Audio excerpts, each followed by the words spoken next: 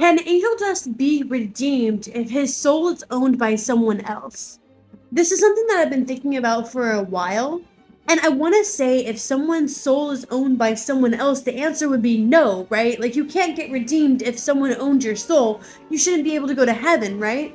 So that would mean either if Angel was to get redeemed, Valentino would have to willingly nullify the contract, or something would have to happen to Valentino. Now, Husk personally is the only other person that I think in the Has-Been Hotel staff that might be redeemed, and his soul is owned by Alistair.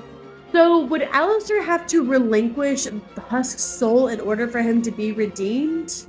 And what does this mean for the other random sinners in hell? Are the ones who are already bound with their soul to Vox, Valentino, Carmilla Carmine, Rosie, anyone else? Are they going to have a chance of being redeemed? I feel like every single one of them would have to relinquish their hold on that soul in order for them to come to heaven.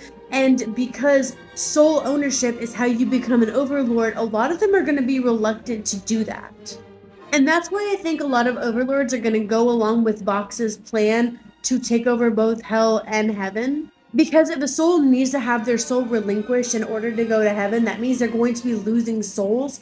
And they don't want to lose souls because they like where they're at.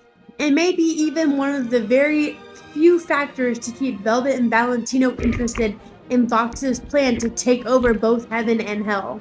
That means they get to keep all of their souls. Because if any of the souls that they own go for redemption, they either have to relinquish those souls or fight harder to keep them there. And knowing Valentino, he's probably going to fight very hard to keep Angel exactly where he's at. What do you think that the process of a soul wanting to be redeemed is going to look like? Do you think they're automatically going to be redeemed no matter what? Or do you think that their soul has to be relinquished by whoever owns it before they can go to heaven?